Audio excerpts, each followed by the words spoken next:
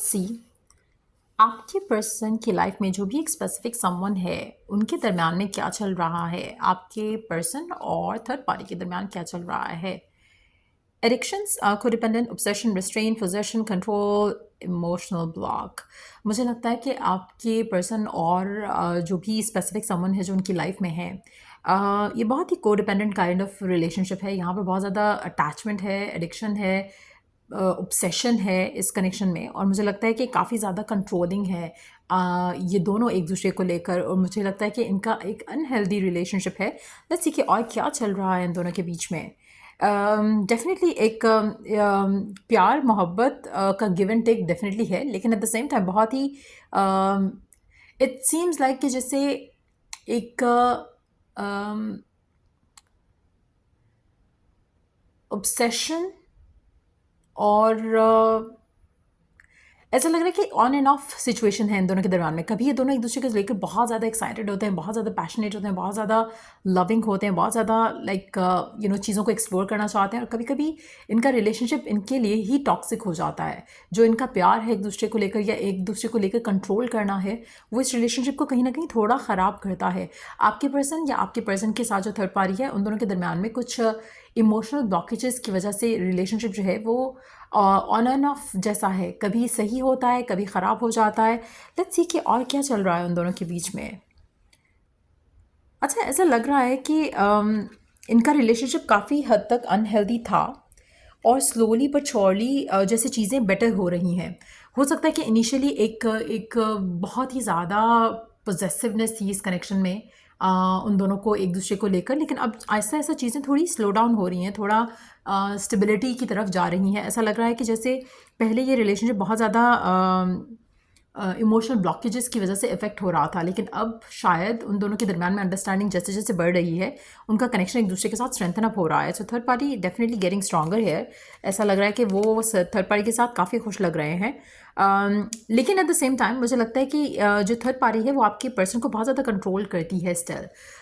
ऐसा लग रहा है कि जैसे थर्ड पार्टी बहुत खुश है आपके पर्सन के साथ, लेकिन आपके पर्सन की एनर्जीज जो हैं मुझे लगता है कि वो ज़्यादा कंट्रोल नहीं रख पा रहे हैं इस कनेक्शन के ऊपर।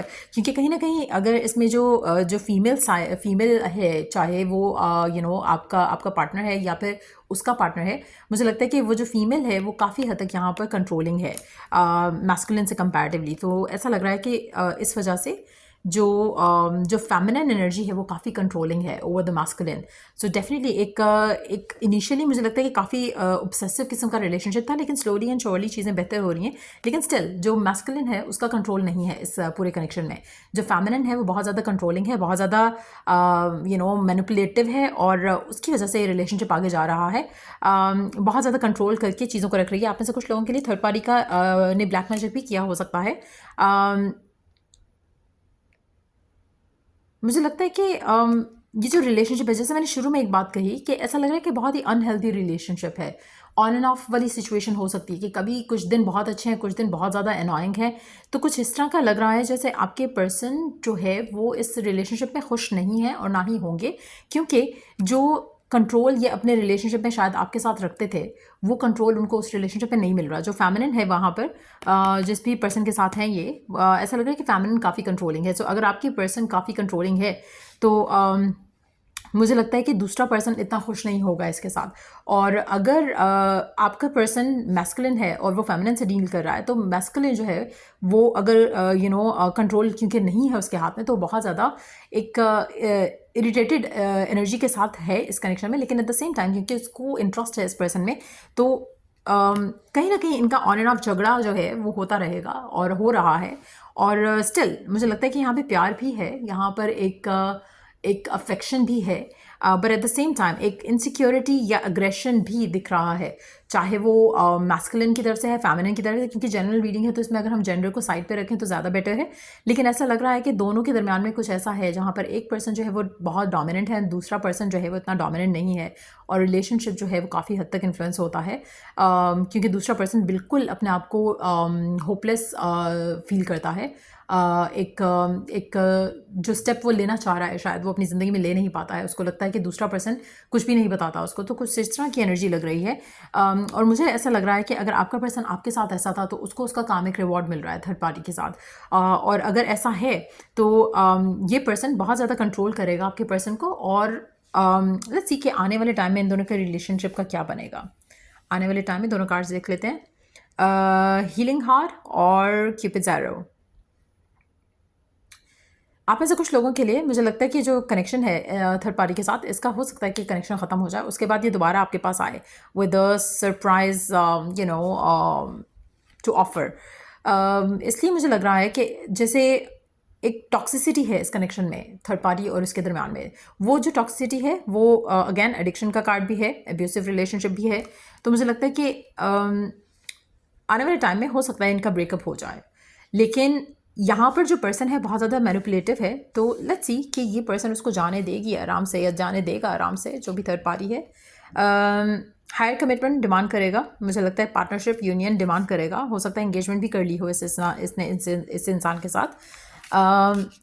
लेकिन सेपरेशन हो जाएगी, जैसा मैंने पहले मेंशन किया कि ये लास्ट नहीं करेगा कनेक्शन। जो भी स्पेसिफिक समवन है जिसके साथ भी ये डील कर रहे हैं पर्सन, ये कनेक्शन जो है वो इश्यूज जो हैं उसमें डेफिनेटली दिख रहे हैं। यहाँ पर एक ऐसा लग रहा है कि आपके पर्सन इस पर्सन के साथ जो भी थर्ड पार्टी है, थर्ड पार्टी के साथ उनका एक कामिक रिलेशनशिप है, जिसमें से इन्होंने बहुत कुछ लर्न करना है और फिर इस रिश्ते से निकल आना है। करंटली या जब वो इस कनेक्शन में गए हैं उनको थोड़ा लगा कि कुछ गलत है, एंड देन उसके बाद थोड़ी स्टेबिलिटी आई, फिर उसके बाद कुछ गलत लगा, फिर स्टेबिलिटी आई, फिर कुछ गलत लगा। मुझे लगता है कि over the period of time जो है ये ऑन एंड ऑफ जो सिचुएशन है, ये आपके जो पर्सन है उसको समझ नहीं आएगा कुछ। और यहाँ पर इनको एक और चीज़ जो मुझे लग रहा है कि ये जो थर्ड पार्टी है इसके और भी बॉयफ्रेंड गर्लफ्रेंड हो सकते हैं।